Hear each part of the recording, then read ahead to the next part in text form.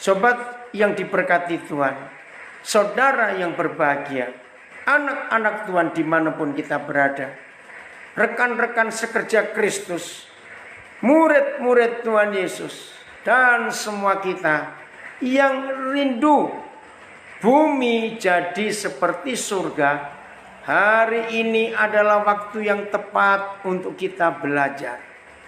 Lagi sekali semua kita, para sobat yang diberkati Tuhan, saudara, sahabat, rekan sekerja, murid-murid Yesus yang merindukan bumi jadi seperti surga, ini saat yang tepat, ini waktu yang tepat untuk kita belajar. Begini saudara, tidak ada permintaan yang jauh lebih besar kecuali permintaan yang satu ini. Buat surga turun ke bumi. Itu permintaan yang paling besar.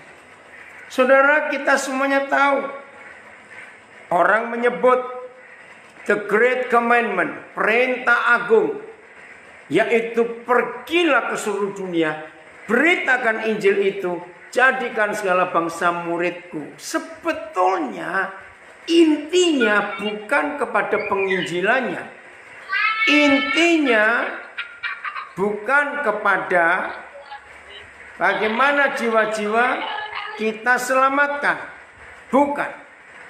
Intinya ya.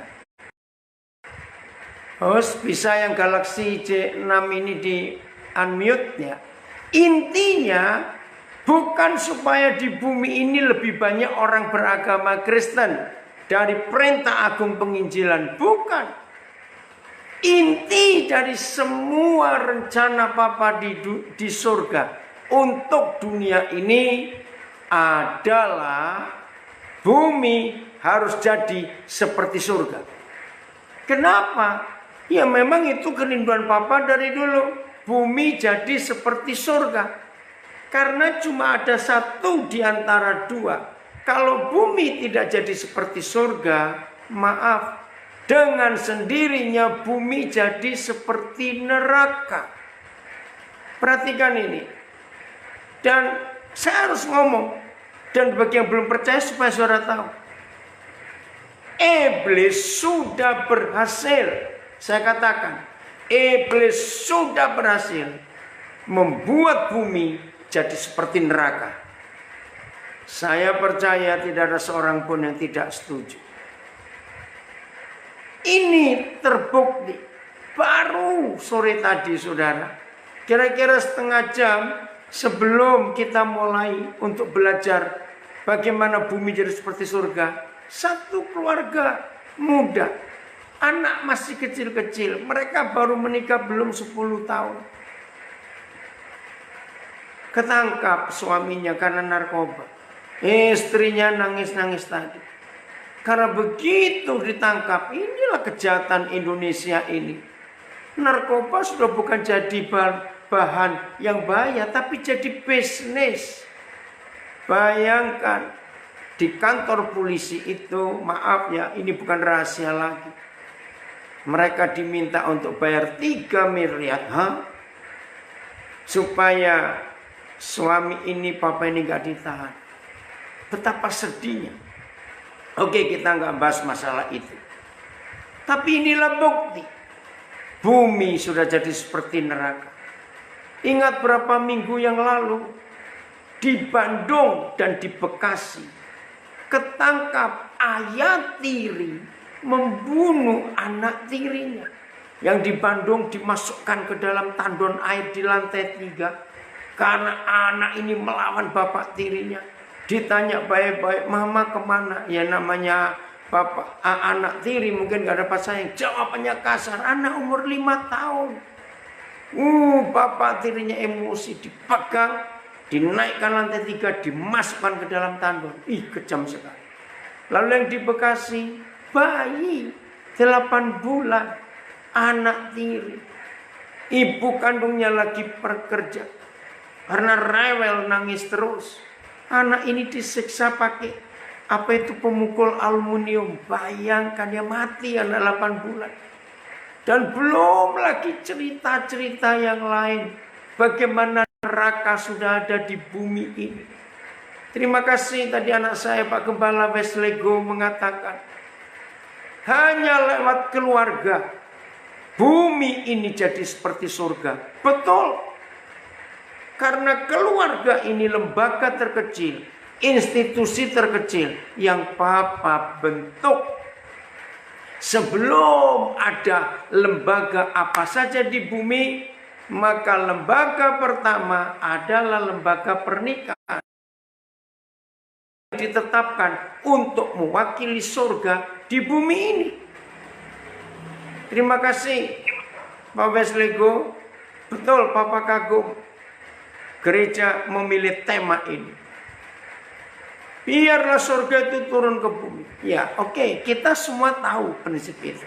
Mari sekarang kita belajar bagaimana caranya. Mulai dengan Kejadian 2 ayat 8. Surga itu sudah tertulis di Kejadian 2 ayat 8. Ya, mari kita baca. Ini luar biasa. Ya, Kejadian 2 ayat 8. Selanjutnya Yahweh Tuhan membuat taman di Eden di sebelah timur. Disitulah ditempatkannya manusia yang dibentuknya itu. Wah, ini luar biasa.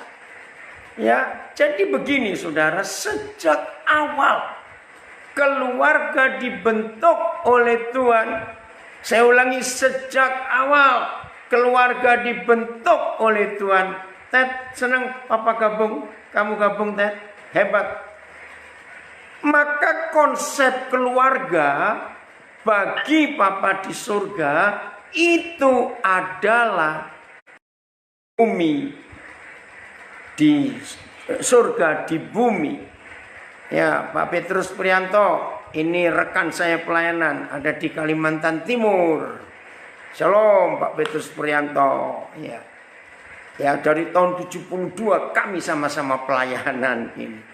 Nah, jadi di Taman Eden ini Kejadian 2 ayat 8. Konsep surga itu sudah ada di benak Bapa kita di surga. Maka itu hal kerajaan surga nyata di bumi itu bukan hal baru. Sudah lama sekali sejak awal manusia dibentuk. Yaitu harus tinggal di dalam suasana taman. Tolong catat mulai hari ini. Jadi surga di bumi atau bumi jadi seperti surga. Itu bayangkan semua keluarga di bumi hidup dalam suasana taman. Tolong catat kalimat ini. Ayo, saya minta masing-masing mengeluarkan ya pendapatnya. Kalau kita mendengar kata taman, ya perhatikan, kalau kita mendengar kata taman, pasti yang muncul itu hal-hal yang indah, hal-hal yang menyenangkan, hal-hal yang segar, hal-hal yang berbau harum, hal-hal yang pokoknya menyenangkan. Tiap kali kita mendengar kata taman. Nah, saudara, inilah ide Papa di surga. Sejak awal manusia diciptakan lalu dinikahkan oleh Tuhan, maka Tuhan menginginkan semua keluarga hidup dalam suasana taman. Tolong catat itu. Nah, sekarang saudara Bapak, anak-anak kita, semua anak-anak di dunia ini lahir dan dibesarkan dalam suasana taman. Bukankah itu surga? Maka itu saya ulangi lagi. Papa di surga, maaf ya jangan tersinggung. Apalagi dengan COVID-19 ini sudah makin terbukti. Papa di surga tidak pernah minta. Maka itu di seluruh Alkitab tidak, khususnya perjanjian baru, satupun ayat di perjanjian baru yang menulis Tuhan pengen gedung gereja yang megah. Tidak ada sama sekali. Di perjanjian baru tidak ada satupun ayat yang memberitahu kita bahwa Tuhan berfirman, "Ayo anak-anakku, bangunkan gedung gereja megah untuk aku." Tidak ada. Tapi mengapa kita sibuk dengan bangunan-bangunan itu? Dan lihat dengan COVID-19 itu, maaf ya saudara, apa gunanya bangunan-bangunan semegah dan semahal itu? Jadi Papa minta hanya satu. Buatlah bumi jadi seperti surga. Pindahkan surga itu ke bumi. Cuma itu permintaannya. Dan gak susah. Dan gambaran jelasnya adalah kalau bumi jadi seperti surga, itu dimulai di dalam keluarga. Jadi keluarga-keluarga ini harus hidup di dalam Taman Eden, dalam suasana taman. Itu yang Tuhan minta. Nah, sekarang kita lihat apa lawan katanya taman. Kita bisa nyebut padang gurun, semak belukar, tandus, gersang. Itu lawan katanya taman. Dan sekali lagi, iblis berhasil membuat Taman Eden jadi neraka, saudara. Betul tidak? Ini yang kita harus pelajari. Papa tidak minta saudara dan saya buat taman itu, tidak. Dia yang menyediakan. Maka itu Kejadian 2 ayat 8 berkata, selanjutnya Yahweh Tuhan membuat taman di Eden di sebelah timur. Papa yang buat. Saudara dan saya hanya gratis menempati, tapi harus merawat. Nah, kalau kita suruh buat taman benar, saya kan protes dulu. Maaf Papa, nggak sanggup. Kenapa? Mahal. Tapi karena Papa yang buat, nah saya tanya, kalau gitu alatnya apa untuk membuat taman itu tetap Taman Eden? Saudara-saudara dikasih Tuhan, simpan firman ini dan kerjakan mulai hari ini. Alat satu-satunya, ya, alat satu-satunya yang Tuhan sediakan. Tolong catat, cuma satu, enggak 2, enggak 10, alatnya cuma satu. Itu aja keterlaluan, kita bisa gagal. Apa alat untuk merawat, menjaga, mengelola Taman Eden di dalam keluarga kita ini? Jawabannya adalah mengampuni. Satu-satunya alat yang Tuhan ingin kita pakai, karena itu gratis. Sudah tamannya gratis, alatnya juga gratis. Coba bayangkan, sudah gratis saja kita masih nggak mau melakukan, kan keterlaluan. Apa nama alat yang Tuhan beri gratis kepada kita? Dan alat itu cuma satu, nggak banyak. Alat itu namanya mengampuni. Tolong catat suami istri, mengampuni. Sederhana bukan? Tetapi ini yang menjadi kebenaran. Nah saudara, aduh kalau saya ngomong ini saya tuh jengkel dan greget betul kepada kebodohan kita ini. Jadi yang diincar oleh setan di dalam keluarga kita, tolong catat suami istri harus serius mulai hari ini. Yang diincar oleh setan untuk menghancurkan Taman Eden. Nah, untuk memudahkan saya pakai istilah Jawa, jangan tersinggung. Yang diincar oleh setan untuk merubah Taman Eden jadi Taman Edan, itulah neraka. Setan cuma mengincar satu-satunya alat itu, yaitu pengampunan. Begitu suami istri kecuri alat pengampunan ini, detik berikut neraka terjadi di keluarga kita. Tidak mengampuni. Perhatikan ini. Sederhana bukan? Maafkan saya, tapi walaupun saudara bukan Chinese, Saya Chinese tapi nggak ngerti huruf Mandarin. Tapi ketika ada seorang guru bahasa Mandarin di Sydney, saya menjelaskan bahwa Tuhan itu menginginkan keluarga itu tinggal di Taman Eden. Saudara, tiba-tiba saya nggak kenal orang ini. Dia berdiri, angkat tangan, interupsi. Wih, semuanya orang kaget. Dipikir mau apa? Tapi dia minta maaf. Maaf, saya mengganggu. Tapi saya nggak tahan. Hati saya bergorak ketika Pak Pendeta Daniel menguraikan Kejadian 2 ayat 8. Saya ini guru Mandarin. Ya, karena dia minta, ya saya izinkan. Walaupun saya tanda tanya, ini orang mau ngomong apa? Tapi setelah dia jelaskan singkat, saya menangis. Nah, sekarang walaupun saudara nggak bisa bahasa Mandarin, saudara bisa cari di Google. Ya, cari gini, klik di Google atau YouTube. Ya, bahasa Mandarin taman atau garden in Chinese character atau garden in Mandarin. Saudara klik, buka. Begitu diterangkan oleh guru ini, saya kagum. Oh, seperti itu huruf Mandarin. Dalam bahasa Mandarin, taman atau garden itu yuan. Nah, caranya nulis dari kiri, tarik garis ke atas, kira-kira saja. Lalu tarik garis pendek ke kanan. Lalu tarik garis ketiga. Oh, langsung Pak Gembala, Pak Wesley Gu. Tapi yang tradisional ya, jangan yang ini Jen Pizi. Ini yang singkatan, yang modern, jangan. Coba Pak Gembala. Oh, terima kasih Bapak Nak, kamu tulis Yuan. Jadi garis kiri naik dari titik bawah ke atas agak panjang, pendek ke kanan, panjang lagi ke bawah. Oke, ini cara nulisnya. Jadi 3 garis jadi 1. Di tengahnya, coba Nak tampilkan lagi. Papa ingin tahu itu yang mana duluan.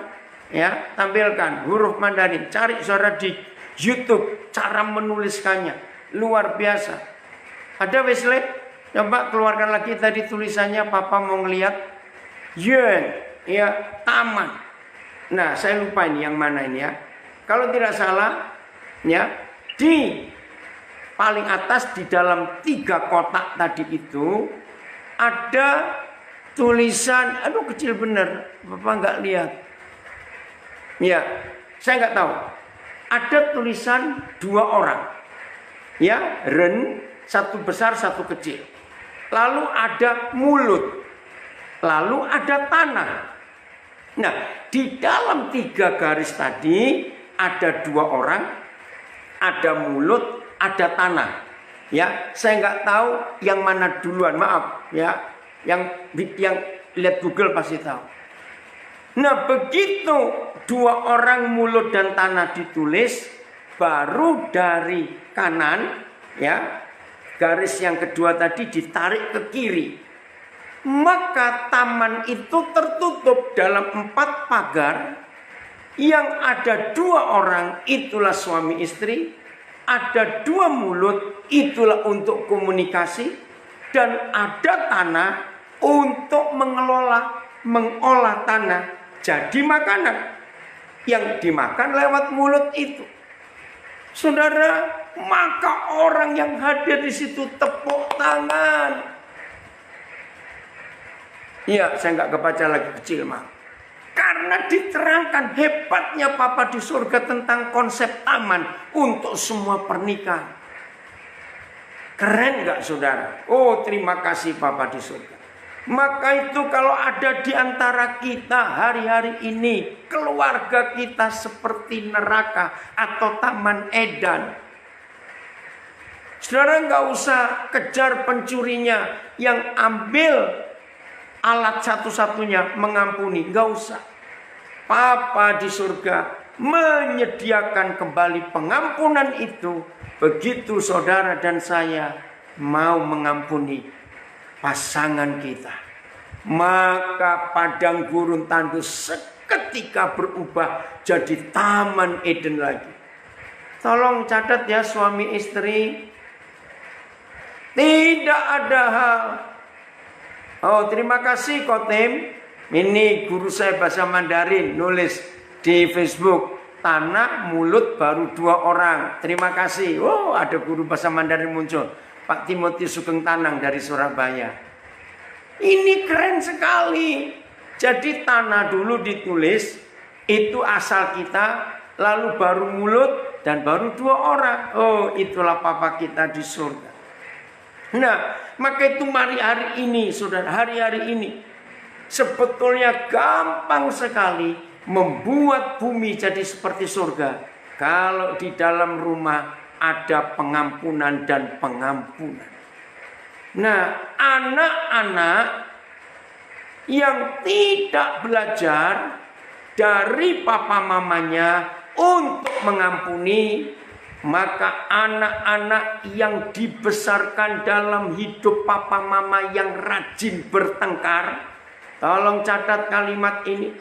Kalau ada di antara kita papa mama yang rajin bertengkar, nggak ada pengampunan, anak-anak kita robek dan sobek jiwanya. Anak-anak kita jadi ganas, jadi pemarah. Anak-anak kita jadi nggak sabaran. Maka kalau anak-anak kita keluar rumah, anak-anak kita akan jadi pemarah dan membawa neraka juga. Ini yang kita harus ubah. Maka itu saudara-saudara sederhana. Mengampuni, mengampuni, mengampuni. Jadi tolong catat, yang paling dibenci oleh iblis dalam keluarga kita bukan family altar, tidak. Bukan doa keluarga, tidak.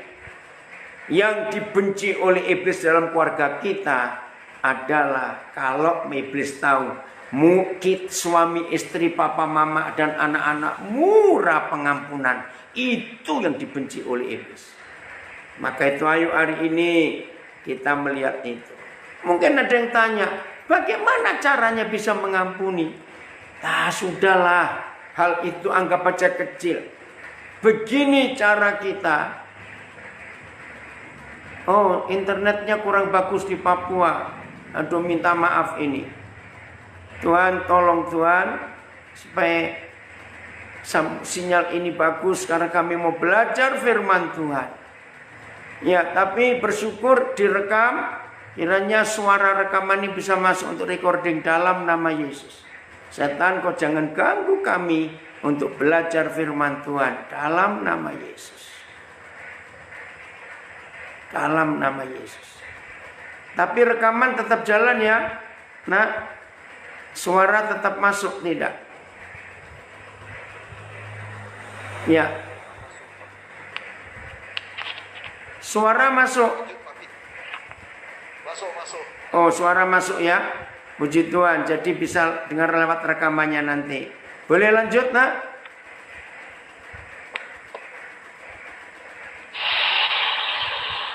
Lanjut ya. Ya, oke, terima kasih. Jadi saya kembali lagi. Papa mama harus dan wajib saling mengampuni. Ini ada anak saya yang tanya, bagaimana kalau berkali-kali kita belum mendapat pengampunan dari orang itu? Kita tidak perlu menerima balik pengampunan. Yang penting kita mengampuni. Jadi begini suami istri, perhatikan ini. Untuk mengampuni itu mudah. Loh, kok mudah untuk mengampuni? Kenapa mudah mengampuni? Konsepnya begini. Saudara dan saya sering gak bersalah kepada Papa di surga. Awas, ada yang berani berkata jarang ya. Awas, sombong sekali saudara. Nah, seperti kita yang rajin berbuat salah kepada Papa di surga. Dan tiap kali kita mengaku salah dan bertobat, kan Papa langsung mengampuni.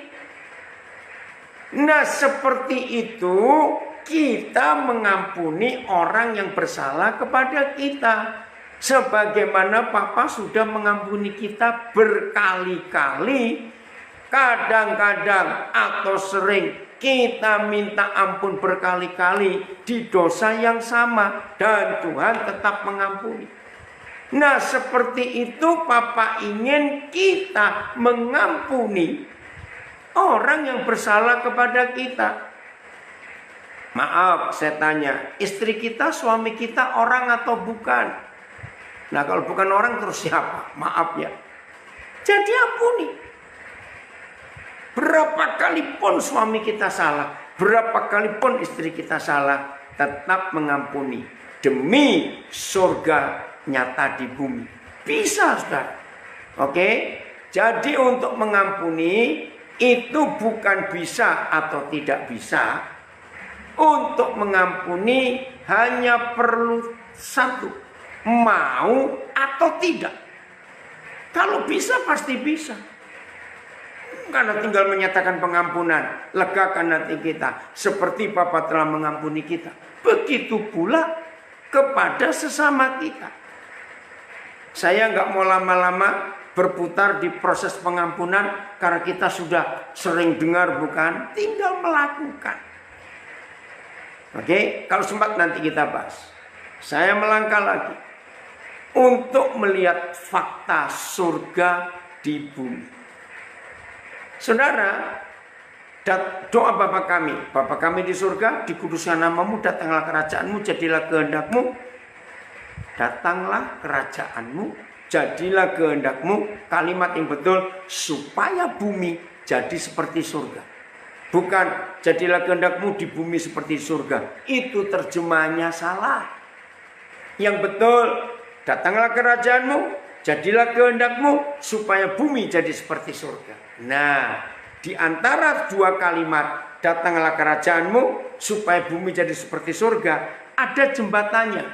Jembatannya berkata, jadilah kehendakmu. Ayo suami istri jujur, 100% pertengkaran kita suami istri selalu masing-masing ngotot, turuti keinginanku, jadilah kehendakku, bukan kehendakmu. Ketika suami istri menghapus kalimat penting di antara dua kalimat, datanglah kerajaanmu supaya bumi jadi seperti surga, kalimat pentingnya adalah jadilah kehendakmu. Nah, pertengkaran suami istri 100% penyebabnya karena kehendakku. Suami nuntut istrinya, kamu harus nuruti kemauanku. Yang satu pun gak mau dituntut, enak saja. Kamu pun harus nuruti keinginanku. Nah, ketika suami istri tidak menaklukkan diri kepada kehendak Papa di surga, maka neraka ada di keluarga itu. Ayo suami istri jujur, kapan terakhir kali saudara bertengkar? Awas kalau jawab sudah lupa saking seringnya, awas kamu. Nah, 100% penyebab pertengkaran itu karena kalimat tengah ini, datanglah kerajaanmu, dengan supaya bumi jadi seperti surga, kita hapus jadilah kehendakmu, itu kita ganti jadilah kehendakku. Maka kalau suami istri saling ngotot, kehendakku, yang sudah bilang kehendakku juga, lalu setan yang masuk. Maka itu suami istri, ayo mulai hari ini kita betul-betul merendahkan diri, merendahkan hati. Bukan kehendak istri, kehendak suami yang dilakukan, tapi kehendak Papa di surga. Wow, itu luar biasa. Kenapa? Ini yang Tuhan. Amin, betul. Maka itu yang rajin bertengkar karena saudara saling ngotot. Kehendakku, yang sudah bilang kehendakku juga. Kapan selesainya? Jelas ya? Nah, kita lanjutkan sekarang. Memindahkan surga ke bumi dalam logika kita itu gak gampang. Coba saya berikan contoh ini ya. Coba saya berikan contoh ini. Maaf ya, maaf. sesederhana-sederhananya sebuah keluarga. Kalau bilang mau pindah rumah, itu ribet atau gampang?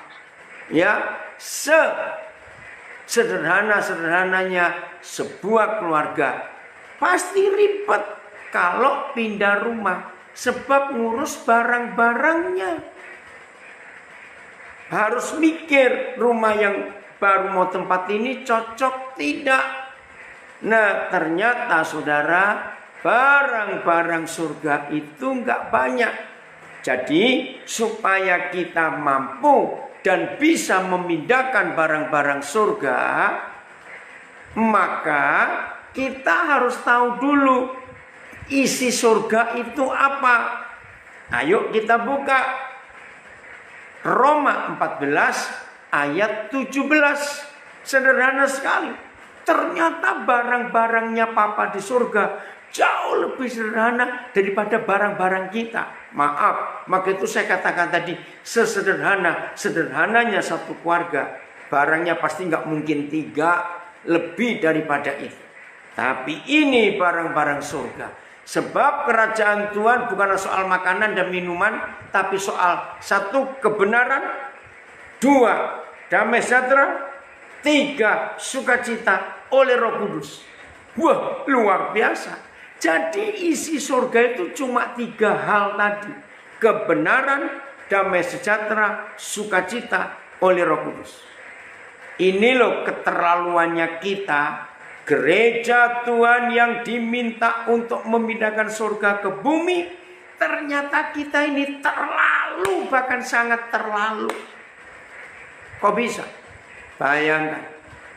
Lebih 2000 tahun yang lalu, Tuhan Yesus sudah minta kepada gerejanya di bumi, datanglah kerajaanmu, jadilah kehendakmu, supaya bumi jadi seperti surga.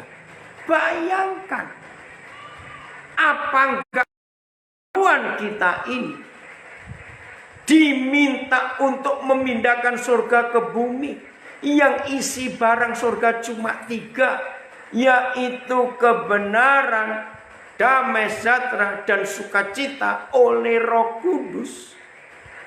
Masa 2000 tahun gak selesai-selesai?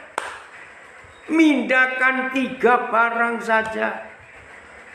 Tapi kurang ajarnya kita, saudara.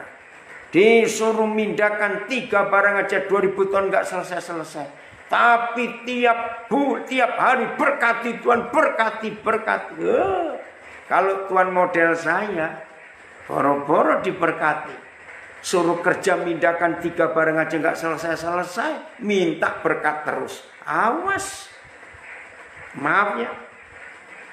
Maka itu saudara, ketika di dalam rumah tidak ada pengampunan, maka neraka ada di bumi. Kalau ada pengampunan, maka surga yang turun ke bumi. Sederhana sekali. Oke. Wahyu 21. Ini jelas sekali. Sederhana sekali. Wahyu 21. Ayat 3 berbunyi demikian. Lalu aku mendengar suara yang ribut. Suara yang wow. Sekali dari takhta itu. Berkata, lihatlah, takhta kemah Tuhan ada di tengah-tengah manusia. Terima kasih Pak Gembala. Kemah Tuhan di tengah-tengah manusia. Lalu Tuhan diam di antara manusia. Tuhan jadi Tuhan mereka. Manusia menjadi umat Tuhan. Wih, luar biasa. Itulah surga. Berarti surga pindah ke bumi. Tuhan gak betah di surga karena gak ada kita. Maka itu ketika kita sudah di bumi, surga pindah ke bumi, Papa turut pindah. Itu ayat 3. Ayat 4. Nak, tolong ayat 4, Pak Gembala. Ini luar biasa. Ada apa kalau ada surga? Wahyu 21 ayat 4. Dan Papa menghapus air mata dari segala muka mereka, dan Ia akan menghapus segala air mata dari mata mereka, dan mau tidak akan ada lagi. Terima kasih Bapak.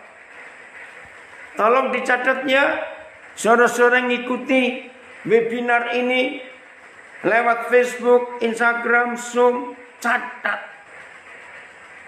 Begitu surga ada di bumi, yang dimulai dari keluarga kita masing-masing, maka di mana ada surga, saudara, lihat Wahyu 21 ayat 4. Begitu Wahyu 21 ayat 3 terjadi di bumi, surga turun ke bumi, bumi jadi seperti surga. Cuma satu hasilnya, maka tidak ada orang yang menangis lagi. Wih, saya kagum. Enggak ada orang menangis lagi. Maka itu mari kita tanya, apa yang menyebabkan anggota keluarga kita masih menangis? Maka hari ini kita ketemu jawabannya. Karena surga belum ada di keluarga kita. Yang ada adalah neraka. Maka itu anak-anak nangis, istri nangis, suami nangis. Firman Tuhan yang hidup, Ia akan menghapus semua air mata. Tidak ada lagi maut, duka cita, tangisan ataupun kesakitan. Semuanya telah lenyap untuk selama-lamanya. Amin. Ini karena surga ada di keluarga. Surga ada di bumi. Jadi kalau masing-masing keluarga mampu memindahkan surga ke keluarga di dunia ini dengan cara tadi, jadilah kehendakmu, maka tidak ada anggota keluarga yang menangis lagi. Maka kalau keluarga demi keluarga, luar biasa, hidup dalam suasana taman, tidak ada anggota keluarga bisa menangis lagi, maka tetangga-tetangga kita akan menikmati surga itu juga. Saudara, ini loh yang Tuhan ingin atas kehidupan kita. Maaf ya, keterlaluan. Kalau sudah diminta lebih dari 2000 tahun, pindahkan surga itu, dan isinya cuma 3. Kebenaran, damai, sejahtera, sukacita oleh Roh Kudus. Keterlaluan kita. Mari kita bongkar pelan-pelan. Cuma 3 lagi sekali. 3, nggak banyak. Dengarkan kalimat ini. Mulai pagi-pagi kita bangun. Mulai ya, pagi-pagi bangun. Begitu kita bangun pagi, langsung cari kebenaran. Karena itu nomor 1, harta surga. Siapa kebenaran? Ya nggak usah tanya, Tuhan Yesus. Maka itu suami istri, anak-anak, pagi-pagi bangun, awas kamu cari HP. Awas kamu. Pagi-pagi bangun, jangan langsung ngecek saldo. Awas kamu. Pagi-pagi bangun, jangan sibuk cari kopi. Pagi-pagi bangun, langsung kebenaran kita hadirkan. Itulah Tuhan Yesus. Itulah firman-Nya. Karena firman-Nya itu kebenaran. Wih, luar biasa. Jadi suami istri, anak-anak, pagi-pagi cari kebenaran. Hadirkan Tuhan Yesus. Hadirkan. Di tempat tidur, kita masih di tempat tidur. Cari firman-Nya, renungkan firman-Nya. Yang kemarin-kemarin kita dengar, termasuk firman hari ini. Besok pagi waktu kita bangun, firman ini kita buka lagi, baca lagi, renungkan lagi, senyum ke kiri ke kanan, senyum. Aduh, suami istri indah. Sudah nikmati, maka harta kedua itu muncul. Damai sejahtera. Damai sejahtera. Ini keren, luar biasa. damai sejahtera. Otomatis saudara, kalau Tuhan Yesus kita dulu kan hadir di tempat tidur kita pagi-pagi. Setelah kita menikmati damai sejahtera, pasti muncul yang ketiga, sukacita. Betul? Bayangkan kalau pagi-pagi, baik yang single yang belum menikah, pagi-pagi saudara bangun, gak cari HP, gak ngitung, gak ngecek saldo, gak cari kopi, maaf. Tapi langsung kebenaran hadir, damai sejahtera menguasai sukacita hidup kita. Maka kita keluar kamar, yang kita bawa itu suasana surga. Keluar kamar, kita mandi, sarapan, semuanya. Lalu masing-masing kita ke tugas tanggung jawab, ke sekolah, ke kuliah, ke kantor, kerja. Pokoknya meninggalkan rumah. Kan ke bawah itu suasana surga. Maka hari itu kita ketemu siapa saja. Oh, surga. Cuma 3. Kebenaran, damai sejahtera, sukacita. Tapi lagi sekali, si kunyuk bajingan itu pagi-pagi mereka ganggu. Bukan kebenaran, cari salahnya orang. Ingat salahnya suami kemarin, ingat salahnya istri, langsung neraka. Kita nggak cari damai, pagi-pagi bangun cari masalah dan buat masalah. Karena ngungkit dulu kemarin, nah udah bubar. Kalau sudah damai, kebenaran dicuri, damai sejahtera nggak ada, otomatis nggak ada sukacita. Ada yang protes, mengampuni orang yang satu tempat tidur dengan kita memang nggak mudah, tapi itu sebuah sudah keharusan. Sebagai 2 orang yang katanya pengikut Kristus, amin. Harus, nggak ada pilihan lain. Begitu damai sejahtera dicuri, nggak ada sukacita, saudara. Begitu kita keluar kamar, neraka yang kita bawa sepanjang hari itu. Dan biasanya kalau sehari itu ribut, besok belum tentu langsung damai, karena kita masih gengsi. Maka itu saudara, belajar firman Tuhan ini luar biasa. Tempat tidur, maka itu mulai dengan tempat tidur. Ibrani 13 ayat 4, itu pusatnya tahta raja segala raja. Saya ulangi, Ibrani 13 ayat 4. Tolong yang belum tahu silakan buka, supaya waktunya hemat. Satu-satunya tempat yang tertulis di Alkitab, satu-satunya tempat, saudara, dari Kejadian sampai Wahyu, satu-satunya tempat yang tercatat di kitab suci kita, yang Tuhan pesan jangan kau najiskan, jangan kau kotori, jangan kau cemarkan, jangan engkau rusak. Satu-satunya tempat dari Kejadian sampai Wahyu yang Tuhan minta dikuduskan, disucikan. Ternyata tempat tidur suami istri. Ini kan luar biasa. Nah, kalau tempat tidur, ini saya bacakan, ini anak saya kamu dari negara ya. Hormatilah pernikahan serta janji-janjinya. Dan hendaklah saudara murni. Wih, keren. Sebab Tuhan pasti akan menghukum orang yang tidak bermoral atau yang berzina. Dalam bahasa Inggris, your marriage bed, tempat tidur pernikahanmu. Ini yang luar biasa.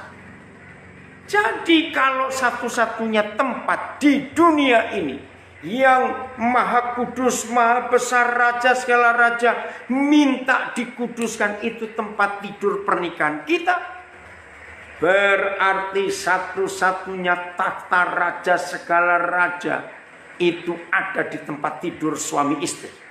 Catat, bukan di mimbar gereja, bukan di tabernakel, bukan di bukit doa, bukan.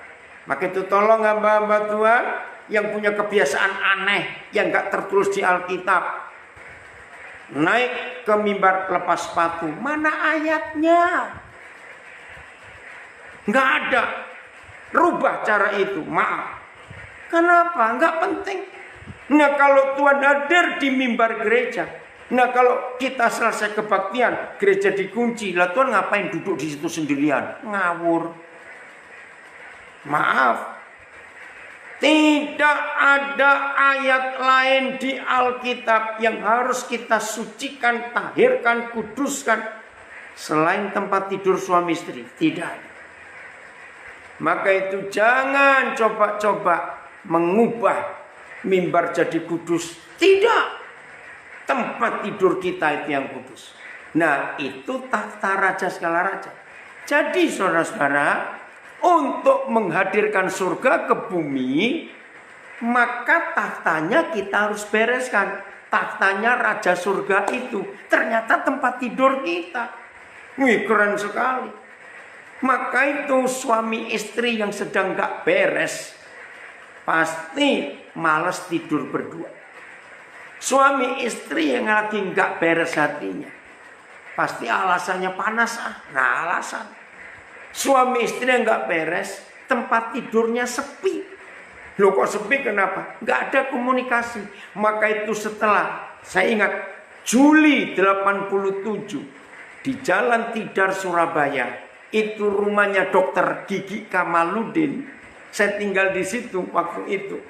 Saya mendapat pencerahan dari Ibrani 13 ayat 7. Terima kasih Dr. Kamaludin. Saya diizinkan tinggal berapa saat waktu itu. Ya saya lupa nomor berapa Jalan Tidar. Begini hikmat Tuhan. Ternyata nilai sebuah keluarga, nilai ya, value, bukan dilihat rumahnya besar atau kecil, mobilnya Mercedes atau yang keren atau sedan biasa. Maaf, tidak. Nilai sebuah keluarga adalah tempat tidurnya. Maka itu sebuah keluarga yang harmonis, sebuah keluarga yang menghadirkan surga. Tempat tidurnya itu rame, seru, ada guroan, ada tertawa. Betul tidak saudara? Tempat tidurnya itu. Karena apa? Karena komunikasi bagus. Maka itu kata taman tadi ada mulut untuk komunikasi. Wih, luar biasa itu. Jelas ya saudara? Nah, maka itu kalau rumah tangga nggak harmonis, maka tempat tidurnya sepi. Loh kenapa sepi? Habis ngomong panjang ribut, ngomong pendek ribut, lebih baik nggak ngomong. Betul tidak? Maka itu, ayo mulai hari ini saudara dan saya belajar betul menjaga komunikasi dalam hidup pernikahan kita. Maka itu cek dalam seminggu terakhir tempat tidur kita bagaimana suasana. Orang Sunda dan Pejin akan dihakimi Tuhan. Begini penjelasannya. Maaf ya. Kalau suami istri lagi nggak beres hubungannya berdua, maaf. Bisa tidak waktu kita di tempat tidur karena nggak beres hubungannya, terus mikir mantan pacar, mikir seseorang yang pernah kita lihat, ih cakep, ih cantik. Maaf. Bukankah kata Tuhan Yesus, barang siapa memandang orang lain dan menginginkannya, itu sudah berzina dengan dia. Jadi suami istri tolong perhatikan. Ya dalam bahasa Yunani apa? Ada yang nulis saya nggak kebaca. Oh ini Wimpi. Ya kebenaran ditulis keadilan. Betul. Ya harus adil. Terjemahnya perbuatan benar. Ya terima kasih Wim. Ini dia.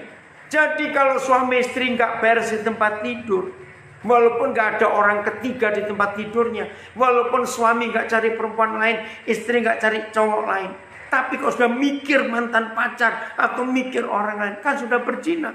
Jadi najis tempat tidur kita. Maka itu harus dibersihkan. hati ini beres, supaya komunikasi bagus, sehingga kita bisa enak dalam bersekutu, cerita, guyok, bergurau. Aduh, luar biasa. Nah, nilai sebuah keluarga yang nilainya uang, nilainya itu uang, maka di tempat tidur dua orang ini gak sampai kehabisan waktu ngomongin duit melulu, uang melulu. Nah, keluarga itu mata duitan. Begitu saja.